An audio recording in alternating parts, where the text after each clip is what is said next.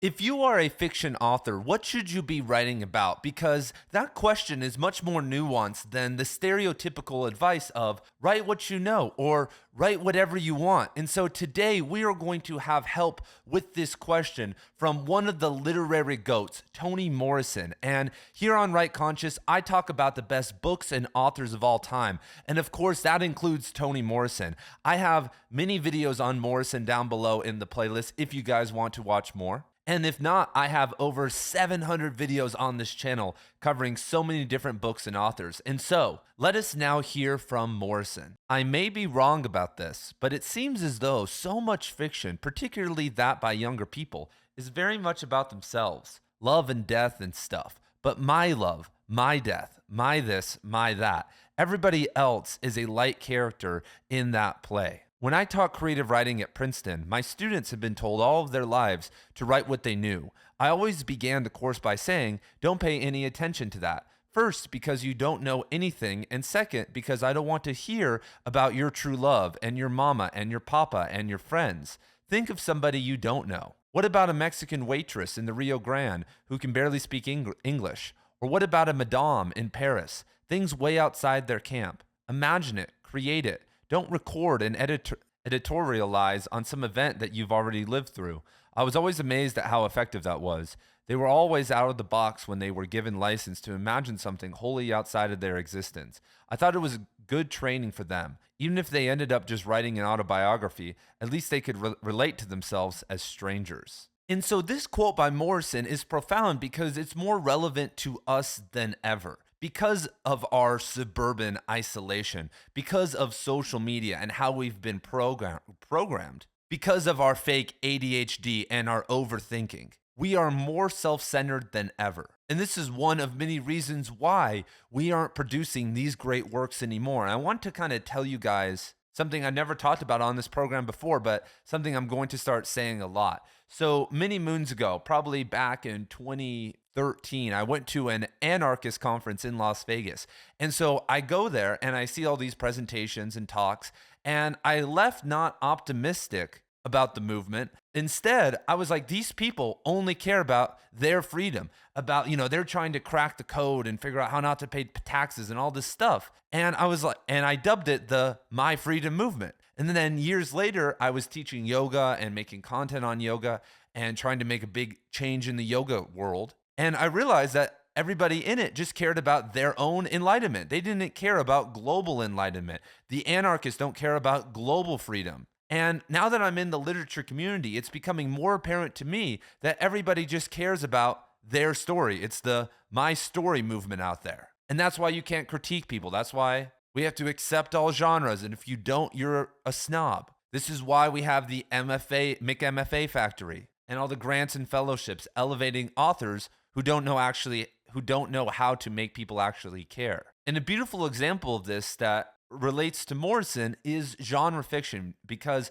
I love genre writing when it's done at a high level. But many people out there have been sucked into the dopamine hit of genre fiction because you get to create this entirely new world if it's fantasy or sci-fi. And what it does is that it's a pseudo practice of feeling like you're creating the distance from your characters that Morrison is talking about, but in actuality, you are just gatekeeping your characters. Because when I talk to fantasy and science fiction authors, a lot of the time, you can't critique them or tell them anything because it's their world. What do I know about their little creation? But if I talk to someone about, their World War II novel or whatever other novel, I could relate to it because I also exist in this world. And so with all the little logical character lists and the fawning over characters that a lot of the genre people do, what that is creating a barrier where they can live with the character and not get that distance. And so that's something that many older writers are experiencing, because I can sit here and we can talk about it right now.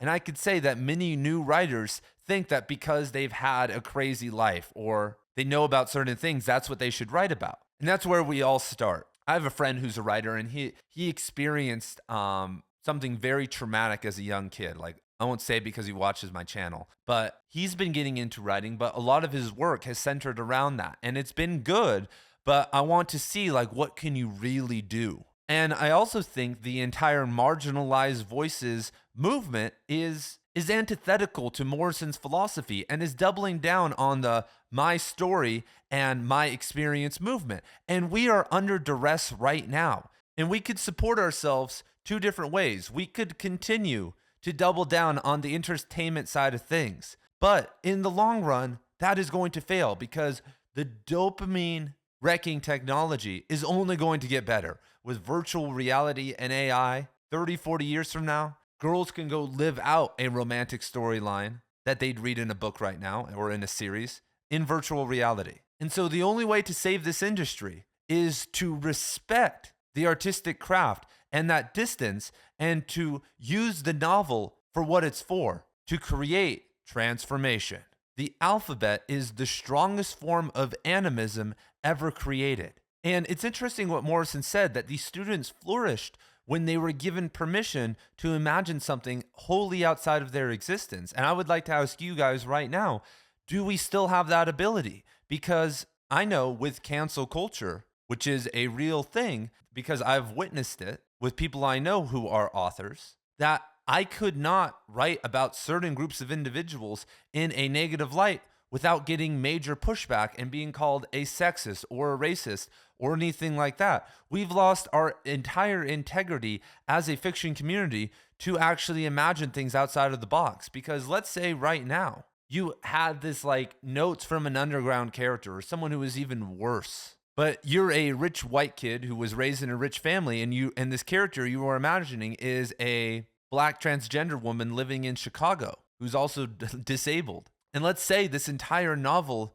is very negative and portraying that person in a very negative light. And let's say the transformation is within kind of exploring some of the deep, dark, and seedy parts of our archetypal existence that many of us don't touch, but someone who's maybe in the thick of it can bring out of us. And let's say that book blew up. How would that work out for you? How about if you wanted to write a Southern novel with a bunch of characters and they were just saying the N-word and they were super racist, but maybe you were even just trying to show what it was like back then? Do you think your job would appreciate that? How about society in general? If it really blew up, would people understand? We no longer have this license to imagine something outside of ourselves because we'll be asked, well, how do you know that? Have you researched that? Have you gotten permission from that community to do that? And if you fail, if it's not perfect, then you're a racist, then you're a sexist. How many books are not written every single year because people are scared of losing their job or getting in trouble? How many people hide behind pen names which don't work?